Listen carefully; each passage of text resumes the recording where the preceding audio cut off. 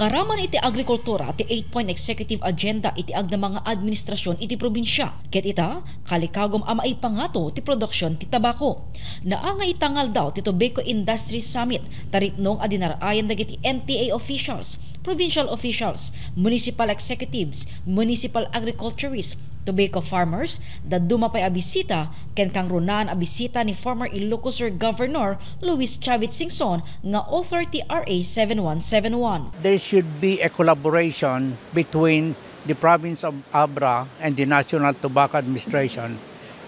So the things that are going to be discussed for today is how we can motivate our local government officials, specifically the municipal mayors, in how they're going to increase their area of production.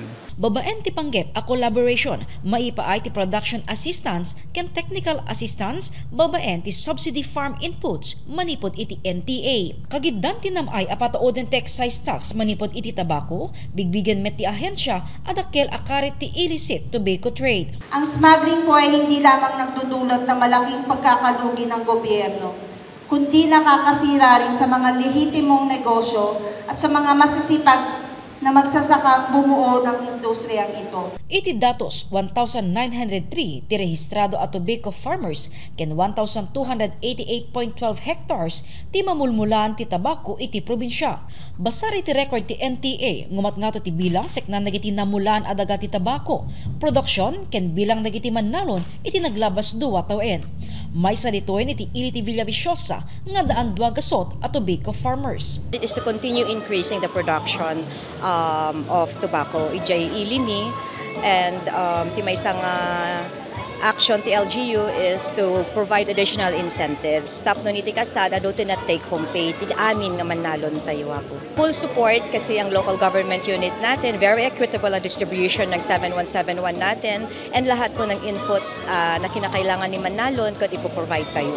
Inpeteng ti NTA itagtutuloy a suportada kadagiti tobacco farmers ken namnamaenda nga agresulta ti positibo iti aktibidad. Bigbigen met unay ti otak ti RA 7171 ani Chavit Singson ti kinapateg dagiti mannalon ken ti tabako ti agserserbi atuked iti ekonomiya. Gapo iti ngumat ngato ademan na ilungalong na ti panakapasayaat ti marketing strategy iti tabako. So hangamatay na doy tatay Jorod ang pagpangato na sa tuman.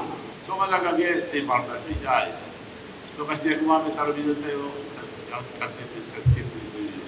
farmers. That the most important of all are the farmers. The importante ulay di gobyerno tayo, education, kaya dito farmers tayo. Ang tayo may makaliwarta.